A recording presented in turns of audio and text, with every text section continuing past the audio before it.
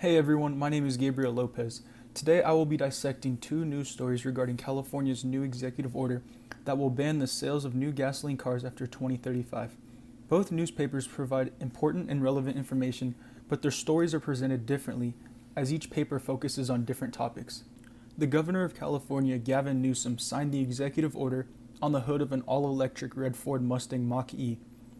He chose to implement this order for consumers to make a shift from traditional gasoline-powered vehicles to vehicles that don't use any emissions. In a dramatic move to tackle climate change, Newsom ordered the California Air Resources Board to ban new models of gasoline-powered vehicles beginning in 2035, 15 years from now. The governor says this order would lead to reductions in greenhouse gases by over 35%, and California would see an 80% improvement in oxides of nitrogen emissions from cars. The transportation sector of California is a big part of the state's pollution. The sector is responsible for more than half of all of California's carbon pollution, 80% of smog-forming pollution, and 95% of toxic diesel emissions. The first newspaper I'm going to be looking at is the Los Angeles Times. This news story focuses on the way the state of California has reacted to the executive order. This makes sense since the newspaper is published in California. The author of this article, Michael Hiltzik, first uses a quote from a conversation he had with Governor Newsom.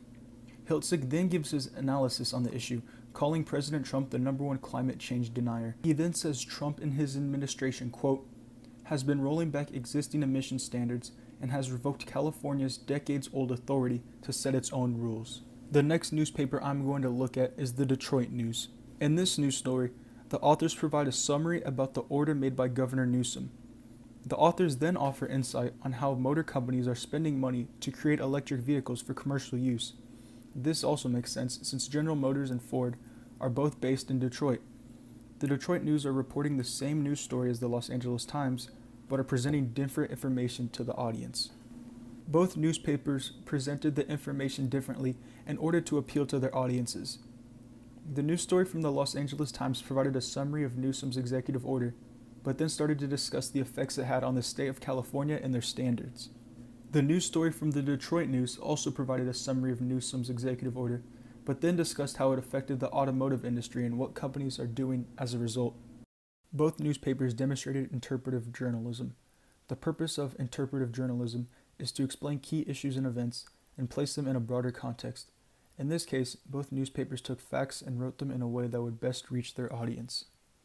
I will put the links to the news articles in the description, and thank you for watching.